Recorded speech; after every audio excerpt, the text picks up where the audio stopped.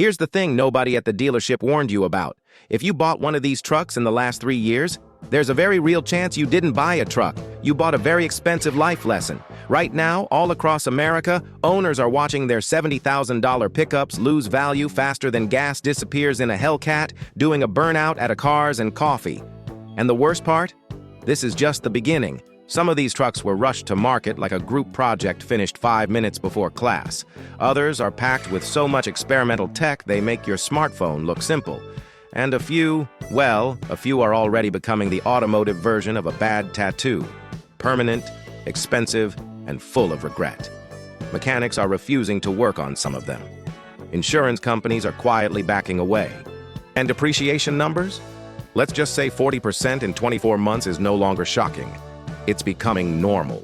Welcome back to Old Man Garage, where we love trucks, hate marketing nonsense, and tell the truth even when it hurts a little. Today, we're breaking down the trucks that are heading straight for financial disaster. The first one might surprise you. The next one will probably make you angry. And the last truck on this list? That one might actually make you laugh, right before you cry.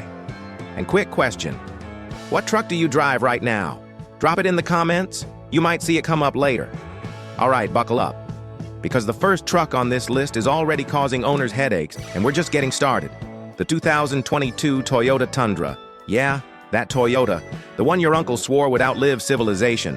The one people used to buy like it was a retirement plan with headlights. The truck that made mechanics nod respectfully and say, yeah, those things never die. Well, surprise. Toyota decided it was time to modernize. And by modernize, we mean throw away a perfectly good naturally aspirated V8 and replace it with a twin-turbo V6 packed tighter than a Thanksgiving turkey. On paper, it sounded great. More power, better fuel economy, cleaner emissions. In reality, it turned into one of the most shocking reliability faceplants the truck world has seen in decades. Owners started reporting catastrophic engine failures with less than 5,000 miles on the odometer.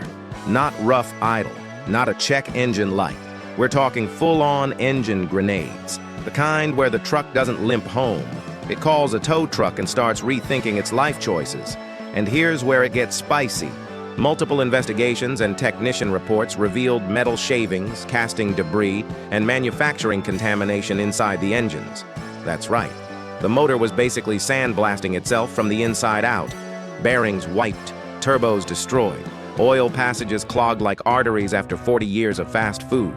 One master tech described these engines as time bombs with a warranty booklet.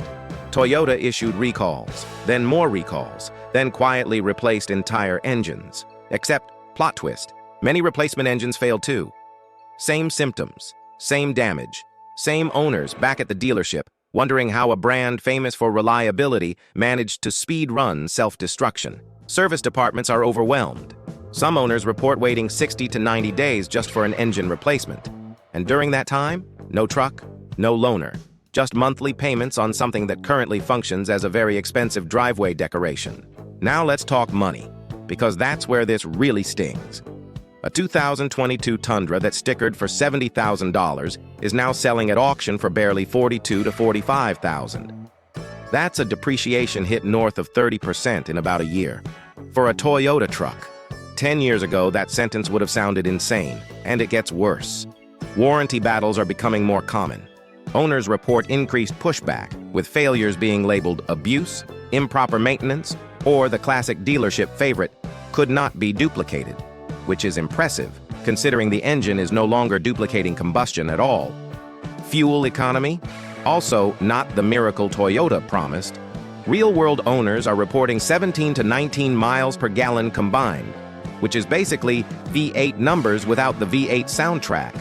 All the complexity, none of the soul. And mechanics? Independent shops are already starting to hesitate. Twin turbos, cramped engine bays, specialized parts, and long back orders mean repairs are expensive, slow, and risky. This is not the old Tundra you could fix with basic tools and stubbornness. Here's the irony, and this is peak old man garage material.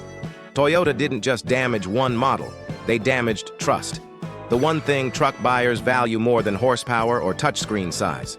People bought these trucks expecting bulletproof reliability and resale value that laughs at depreciation.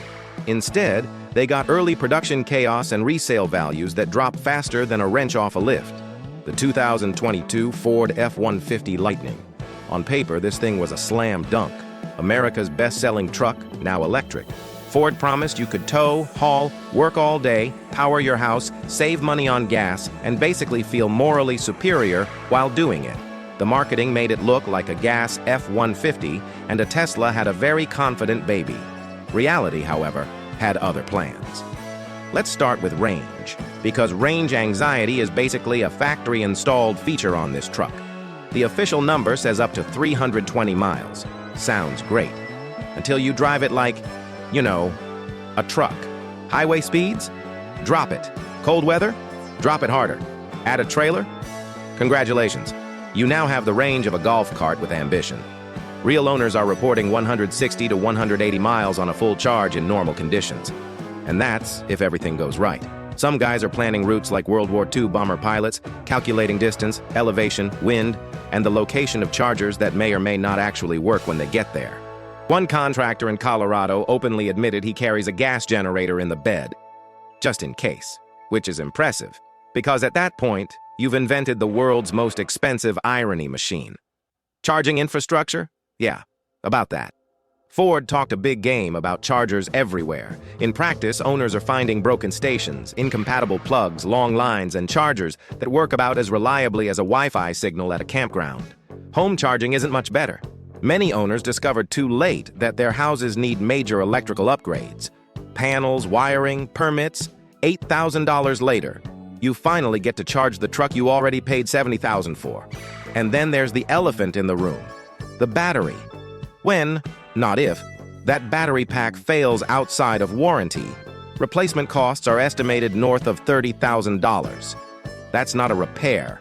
That's a used truck.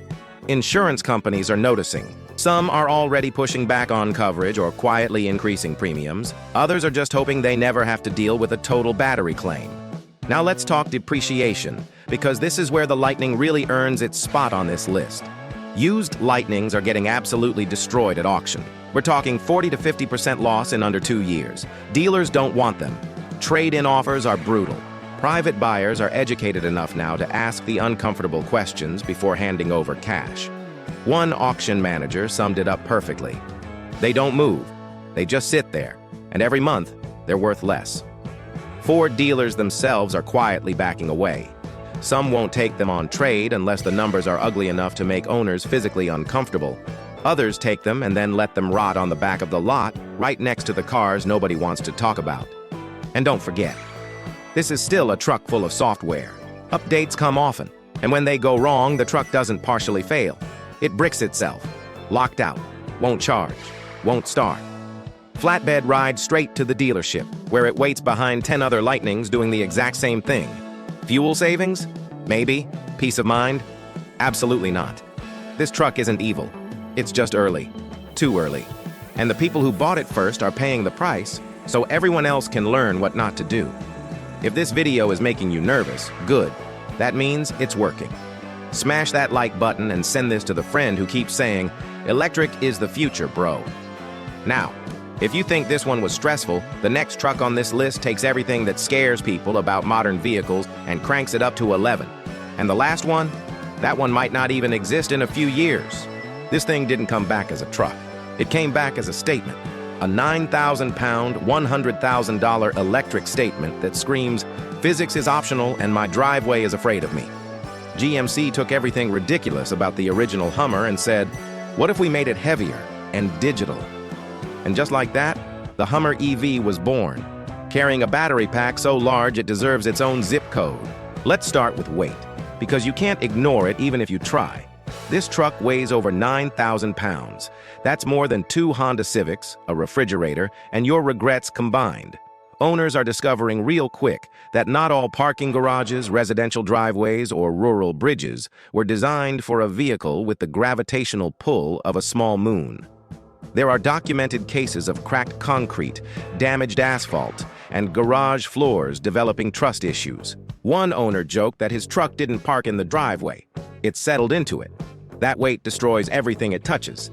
Tires? Gone. Those massive 35-inch tires cost anywhere from $600 to $800 each and are wearing out in 10 to 15,000 miles. That's not a tire change. That's a subscription service. Add mounting and balancing, and owners are dropping $3,000 every time rubber meets reality. Brakes don't love it either. Suspension components are under constant stress. And no, this isn't a rock crawler living a hard life. This is daily driving to Starbucks. Now let's talk charging, because this is where the Hummer EV really flexes. In the wrong direction. That massive battery is around 212 kilowatt hours. Even on a 350 kilowatt fast charger, assuming you find one that actually works, you're looking at close to an hour for a serious charge. At home, 12 to 16 hours on a level 2 charger. Which means if you forget to plug it in overnight, congratulations, you're not going anywhere tomorrow. And the charging stations? Many physically struggle to deliver power to this thing. Some throttle, some overheat, some just give up like, nah man, not today. Initial buyers paid well over $100,000. Some paid $130,000 with options.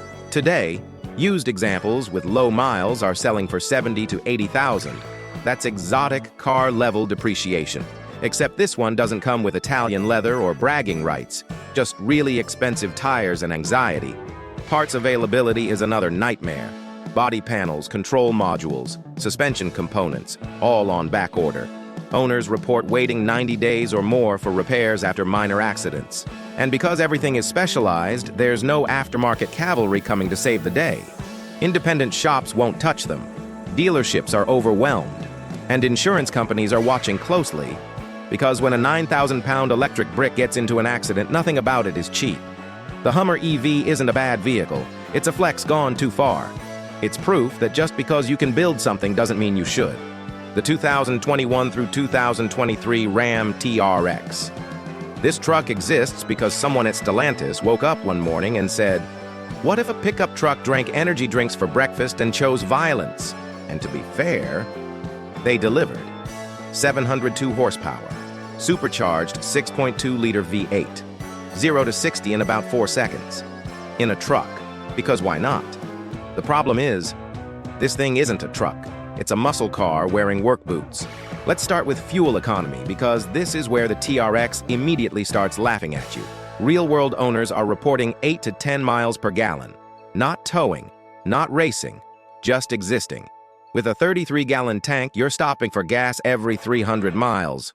Or sooner if you have even a slight right foot problem. And let's be honest, if you bought a TRX, you absolutely have a right foot problem. Some owners report spending $300 to $400 a week on fuel alone.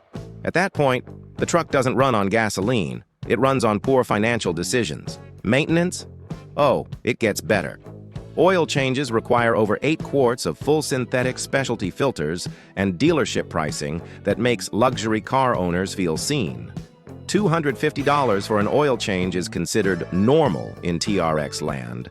The supercharger needs servicing. The brakes wear fast, because stopping 700 horsepower in a heavy truck is not optional. Tires disappear quickly, especially if you enjoy the occasional burnout, which, again, you definitely do. One Texas owner documented over $9,000 in maintenance costs in his first year.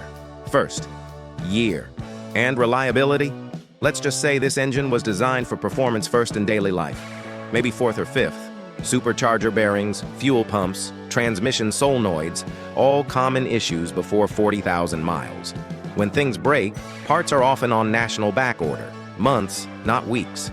Insurance companies noticed too. Premiums are skyrocketing. Some insurers are refusing to write new policies altogether, lumping the TRX in with exotic performance cars instead of trucks. For some owners, insurance costs more than the truck payment, which is impressive in a deeply concerning way. Now let's talk depreciation, because that's the real knockout punch. TRXs are losing 40 to 45% of their value in about 2 years. Dealers don't want them unless the price is ugly.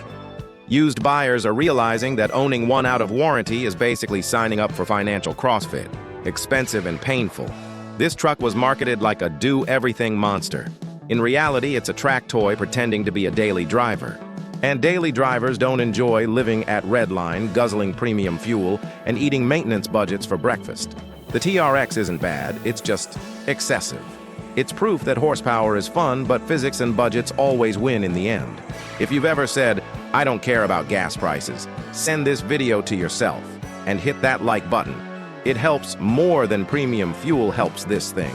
Now, if you think this one was wild, the next truck on the list isn't loud. It's quiet. It's digital. And sometimes, it just doesn't turn on. And yeah, the last one is still waiting. The 2024 Chevrolet Silverado EV. This one was supposed to be the calm, rational alternative. While everyone else was going wild, GM promised refinement, innovation, and Ultium technology, which sounds impressive until you realize it mostly means software updates at the worst possible time. On the outside, the Silverado EV looks solid. Clean lines, big presence. On the inside, it feels less like a truck and more like a beta version of an app that accidentally comes with 4 wheels. The biggest problem here isn't horsepower. It's not even range. It's software, and lots of it. Owners are reporting over-the-air updates happening constantly. Weekly, sometimes more. Sounds futuristic, right? Except these updates have a nasty habit of breaking things that were working just fine. Door handles stop responding. Screens freeze. Charging schedules disappear. In some cases, the truck locks the owner out completely. Yes, locked out. As in, call a tow truck because your $70,000 pickup is having a software tantrum. One owner in Michigan reported his truck became completely inoperable after an update and spent 17 days at the dealership while engineers tried to figure out what went wrong. 17 days for a software issue on a truck marketed as the future of work. Now let's talk batteries, because that's where the long-term fear lives. Early data from owners shows battery degradation of 20 to 30% in the first year. That means a truck that started with around 300 miles of range is now struggling to hit 200. And GM's warranty only kicks in if capacity drops below 70% within 8 years. So if your range quietly disappears but doesn't cross that magic line, congratulations, that's a you problem. Service is another adventure. Many Chevy dealers simply aren't ready for this truck. No certified technicians, no equipment, no parts. Owners report being turned away for basic issues because we don't service that system yet. When service is available, wait times stretch into months. This isn't like waiting for an oil change, this is waiting for your truck to exist again. Charging port failures are becoming a recurring theme. When the port stops working, the truck becomes a very large, very quiet paperweight. It won't charge at home. It won't charge in public. It won't even charge at the dealership sometimes. Parts are on back order, and there are no aftermarket alternatives because this system is brand new and wildly overcomplicated. And depreciation? Oh yeah, it's already happening. Used Silverado EVs are taking massive hits, especially as buyers realize the long-term risks. Dealers are cautious. Private buyers are hesitant. Nobody wants to inherit someone else's software problems with a monthly payment attached. This truck isn't a failure because it's electric. It's a failure because it was rushed. GM tried to leap into the future and forgot to make sure the present actually worked. The 2022 through 2024 Rivian R1T. On day one, this truck was cool. No, really? Cool. Adventure vibes. Gear tunnel. Camp Instagram loved it. Tech reviewers cried. Early adopters felt like pioneers. And pioneers, historically, are the first ones to find out where things go wrong. The R1T is not built like a traditional truck. It's built like a rolling software platform that just happens to tow things when it's in the mood. Almost every function, doors, suspension, drive modes, charging, climate control, depends on software behaving correctly. When it does, the truck is impressive. When it doesn't, the truck becomes a very expensive suggestion. Owners report routine over-the-air updates turning perfectly drivable trucks into brick mode. No start, no drive, no nothing. Flatbed time. And here's the fun part. Rivian service centers are few and far between. Some owners are hundreds of miles away from the nearest one. That means your $90,000 truck might spend more time riding on a tow truck than driving itself. One California owner waited over 4 months for a high-voltage battery component. 4 months. During that time, the truck sat dead in his driveway, quietly depreciating while still generating a monthly payment. That's not ownership. That's a subscription to disappointment. Battery concerns don't help. There have been multiple documented thermal incidents where R1Ts caught fire due to battery issues. Rivian has been very quiet about those. Owners involved were reportedly asked to sign non-disclosure agreements, which is never comforting when we're talking about a battery the size of a king-size mattress sitting under your feet. Insurance companies noticed. Some are increasing premiums. Others are restricting coverage. A few are quietly backing away entirely. When insurers start acting nervous, that's usually not a great sign. Now let's talk about the elephant in the room. Rivian as a company. Despite producing around 50,000 vehicles, Rivian continues to lose billions of dollars per year. There is no clear path to profitability yet. Analysts openly question whether the company can survive long-term without major changes or outside help. And if Rivian fails, owners aren't just left with an old truck, they're left with an orphaned vehicle that depends on software support to function. No servers, no updates, no company, no truck. Resale values reflect that fear. Used R1Ts are selling for 30 to 40% less than their original purchase prices, even with low miles. The early adopter premium has officially become the early adopter penalty. This truck isn't garbage, it's ambitious. Too ambitious. It combines three risky things into one package: brand new technology, a startup manufacturer, and luxury-level pricing. That's a dangerous cocktail, especially when things go sideways. If you've ever said, "I like to wait until the bugs are worked out," congratulations. You're smarter than early adopters. Hit that like button and send this video to your tech-obsessed friend. Now, we've reached the moment. If you think this one was risky, the final truck on this list takes everything we've talked about and turns it into a budget nightmare. And yeah, the last one might be the most painful of all. The 2022 through 2024 Ford Maverick Hybrid. This truck was marketed as the people's pickup. Affordable, smart, efficient. A hybrid truck starting under $25,000. Ford made it sound like the automotive equivalent of finding a $20 bill in your jeans pocket. And for a moment, everyone believed it. But here's the problem with building a truck to hit a price point. Something always pays the price. And in the Maverick Hybrid's case, it's reliability, durability, and your patience. Let's start with the heart of the issue. The drivetrain. The continuously variable transmission paired with the hybrid system is proving to be painfully fragile. Owners are reporting violent shuddering, loss of power, warning lights lighting up like a Christmas tree, and complete transmission failures before 30,000 miles. Not 60, not 100, 30. Ford knows about it. There are service bulletins, quiet updates, acknowledgments without accountability. And when the transmission fails, parts shortages mean owners are waiting 2 to 3 months for repairs. No truck, no loaner, just vibes. And remember, this is supposed to be a budget truck. The hybrid system adds complexity that turns simple maintenance into a dealership-only event. Brake jobs require special procedures to disable high-voltage systems. One owner reported being quoted $400 just for a brake inspection on a compact pickup. Independent shops are increasingly refusing to work on them because the risk isn't worth it. Build quality doesn't help. Interior trim pieces popping loose, door seals failing, water intrusion, electrical gremlins multiplying like rabbits. One owner documented 14 dealer visits in the first year. 14. That's not ownership. That's a recurring appointment. Payload and towing, technically acceptable on paper. In reality, owners report suspension sag, unstable handling, and hybrid systems struggling on inclines. Loaded up like a real truck, and the fuel economy, the entire selling point, drops fast. Suddenly, the hybrid advantage evaporates, and you're left with a small truck that's tired and confused. And now comes the part nobody likes talking about: depreciation.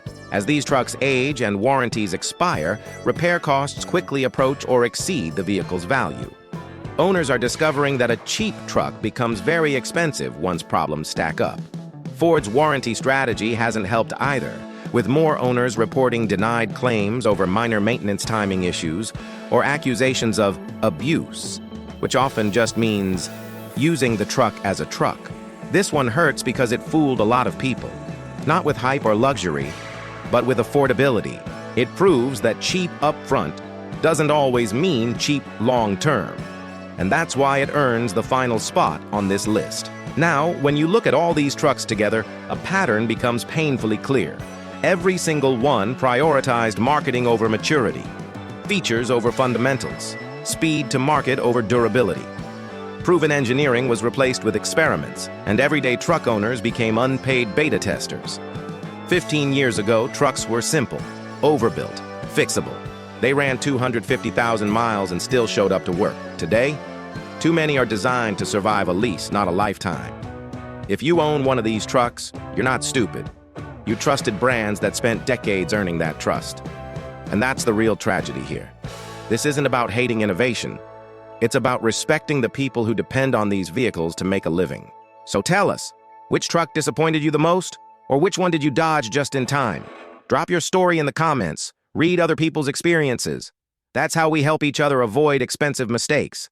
And this is Old Man Garage. If you want the truth about trucks, not the brochure version, hit subscribe. Because next time, we're talking about the few trucks that are still worth buying. And you don't want to miss that.